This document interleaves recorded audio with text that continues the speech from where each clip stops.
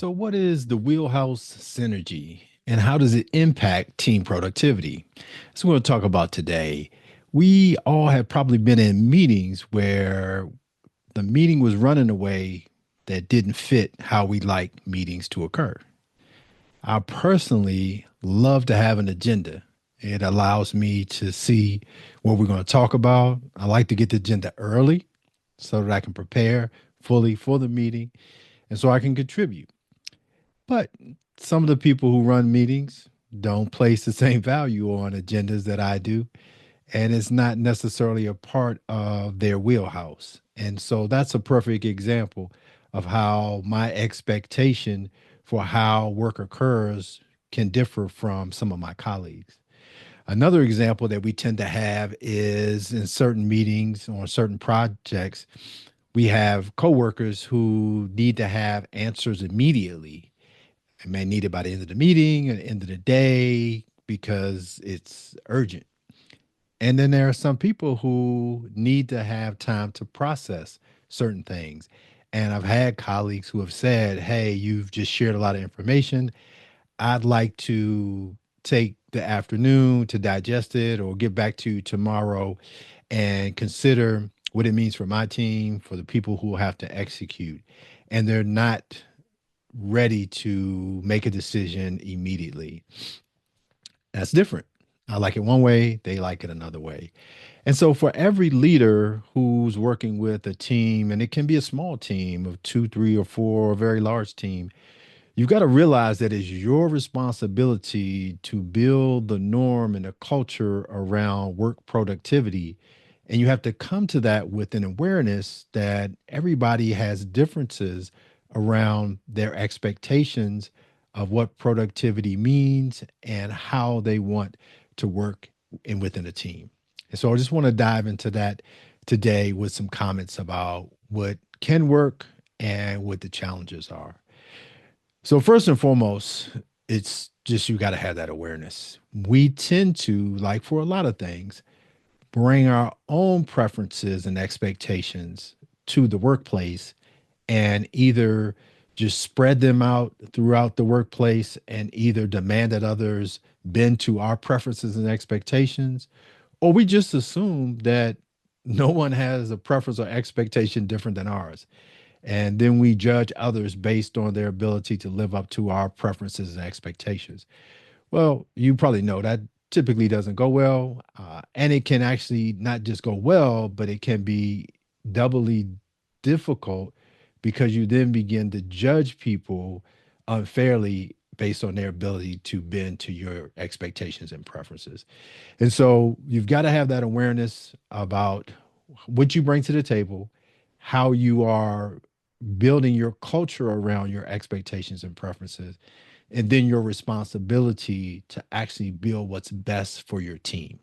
And so that's where we get to the idea that the leader, the supervisor, who's ever running a project, you've got to place a high priority on this team working together so that they can acknowledge how there may be differences in their preferences and expectations, how we need to set a standard for how we're going to get this work done, and then put things in places where there's some checks and balances because when you run into certain challenges, you actually have a process for adjusting, for working out whatever challenge may be so you can keep your momentum.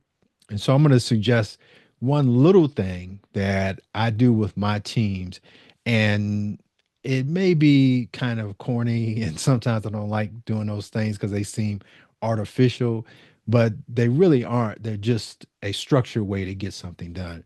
And so I have a thing called a work mantra.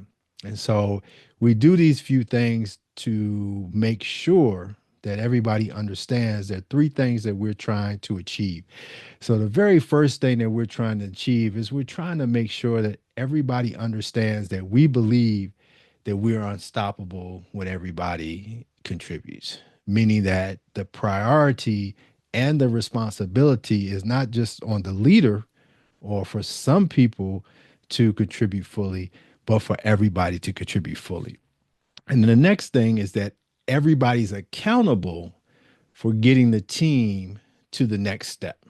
And so, whether you agree on the decisions that are made or whether your critique kind of makes the difference in what we decide to do or not, as we work through whatever we're building or navigating, that everybody's accountable for us getting from point A to point B. And then the last one is actually my favorite, is that the help desk is always open for any questions you may have, any help you may need, any support you may need. And that way, it hopefully provides the psychological safety that there are no wrong questions. There isn't a place where you can't request help, and so they have the benefit of all their team members to understand that their piece to making us productive is important, and that we're going to help them get there because we're all kind of working on this together. So that's the little short work mantra that we have, that we say before we start our task or project, just as a reminder. It's a routine that we try to do, that we can build culture so that we can create synergy without always trying to go up and down and respond to the differences that will occur around preferences and expectations. Because now we got this culture that allows us to actually have something that smooths out any friction that may naturally occur within our teams. And it helps to give us some language about how we're going to support each other to get the team moving forward and help the team be successful. So, just one little piece about a big issue that always occurs on teams, because everybody brings different preferences and expectations. And it's the leader's job and responsibility to create this wheelhouse synergy, meaning that finding ways for everybody to work within their wheelhouse and for everybody's wheelhouses to come together.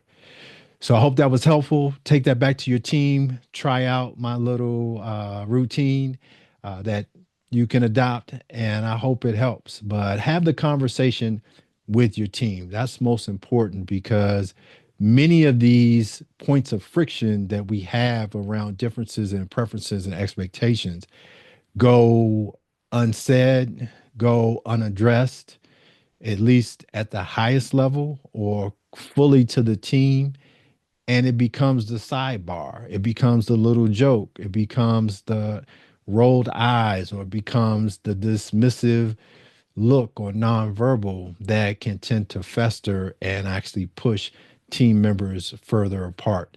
So have that conversation with your team about your wheelhouse. What is your wheelhouse? What do you like? What do you don't like?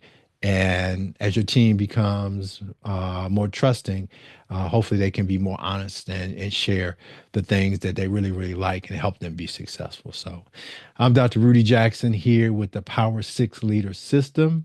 We're here to build better leaders, and we want you to be a part of what we're doing. Please like, share, and follow our page. Wishing you all the best.